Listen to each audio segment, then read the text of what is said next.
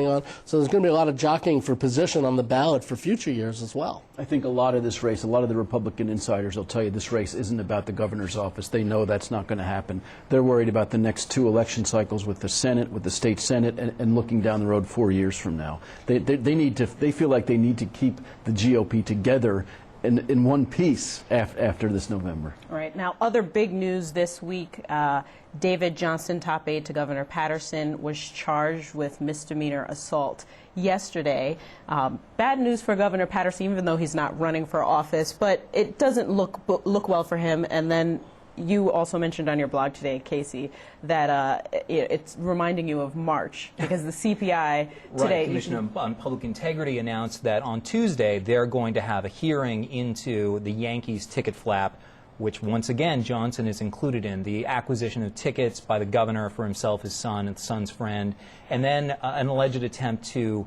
kind of paper it over by sending in a backdated check that made it look like they had intended to pay for the tickets all along. Now, it's still very up in the air as to whether or not the governor or his attorneys will show up for that.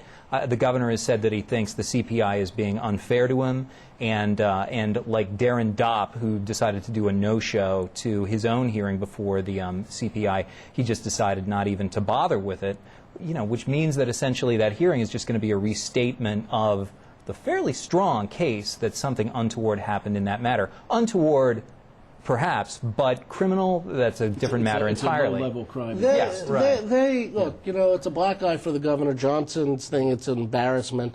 But, I mean, how much more could he go down, And the urgency's gone because he's not running. Don't forget, when a lot of this stuff was breaking, he was still a candidate to run for office. Now I think people are just shrugging. It's just more bad news for a governor who's been, beset and besieged since he took office. Well, I mean, how could this affect future political moves for him, though?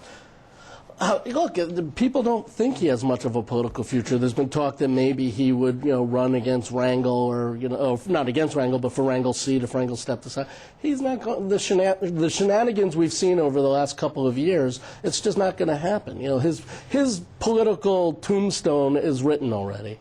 Talking about another oops for the governor, we found out this week by a report that Tom Precious of the Buffalo News did, that the budget that Governor Patterson thought he signed at the beginning of the month was not actually the budget bill or the revenue bill that was passed by the Assembly and the Senate. The Assembly actually sent the governor's office the wrong bill. But, I mean, is this disturbing, or could this have happened Kind of par for the course this year. I mean, look at the chaos that the Senate's been in. We've had each house passing its own revenue bills. There's been paralysis, chaos, back and forth. I have to say, it doesn't really surprise me. It wasn't the governor's fault either in this regard, and it was the Assembly who, sent the wrong bill. Yeah. And it's funny because we have barely mentioned the Assembly all year because all the turmoil's been either the governor's office or the Senate. So, so now they throw a little dysfunction into the mix. It's nice. Dysfunction around a little bit. Spread it around. Yeah. Everyone gets a shot at it.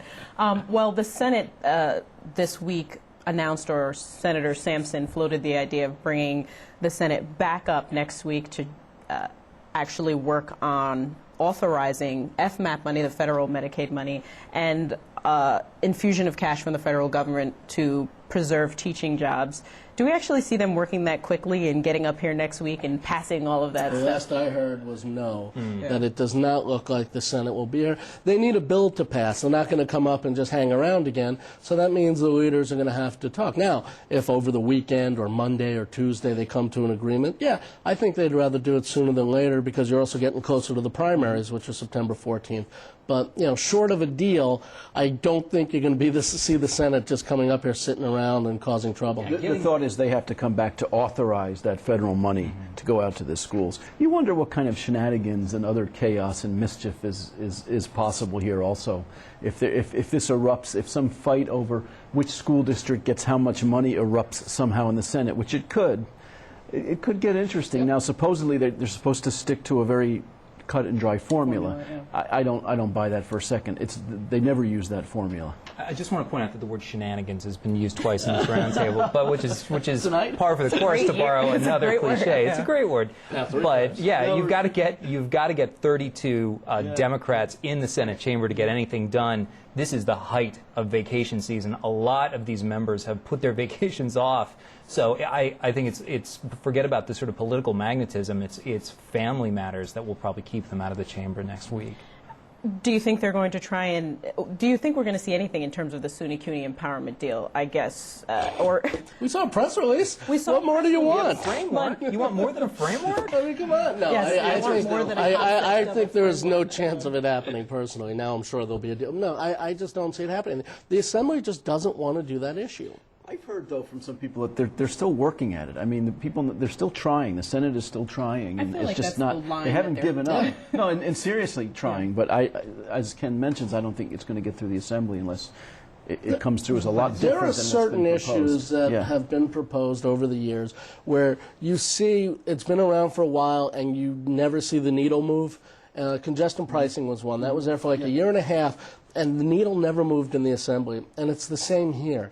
On the letting the campuses charge their own tuition, all those kind of specific details, the needle has not moved in the Assembly. So if they do get a deal, it is going to be a completely watered down, and it will not be a SUNY empowerment deal.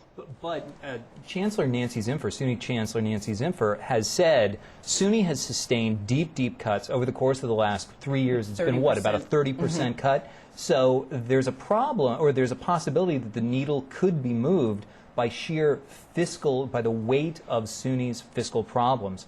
They might have to move to, tuition increases, sort of with or without this kind of larger plan. As our paper reported recently, they've actually closed down a campus down in Long Island. Now, whether that was a real closure or whether that's sending a statement to the legislature saying, look, this is what we're doing because we don't have enough money, it remains to be seen. And it was a satellite campus, not a campus in the Hamptons. Right. Quick topic, we don't have too much more time that I wanted to talk about. After 9 years of false starts, there's finally an operator for the Aqueduct Racino. Maybe. It hasn't been signed. It hasn't been signed. It has been signed. They still need a sign off from the AG and the comptroller. Everyone signed it today, and so it's moving forward. But don't breathing a sigh of relief. Well, we are, but don't forget. I believe this one will happen. But don't forget, they did sign off on AEG, and then the lottery, said no, they're not good. But even before then, they all signed off on Delaware North in late 2008, and then the credit crunch hit, and they couldn't raise the money needed. Now, Genting, has a lot of money. They've got $1.6 billion in cash on hand. They've got, they're valued at, I think it's $5.25 billion. They're major in Southeast Asia. They've got 44 casinos in the UK, including 5 in London. So these guys are the real deal. I would be surprised if it blew up, but we've seen it happen before. This is the 4th time it's been awarded. So you guys will not be breathing a sigh of relief until every signature is on that. So it's open. It's always the safe thing to do around here, yes. All right. Well.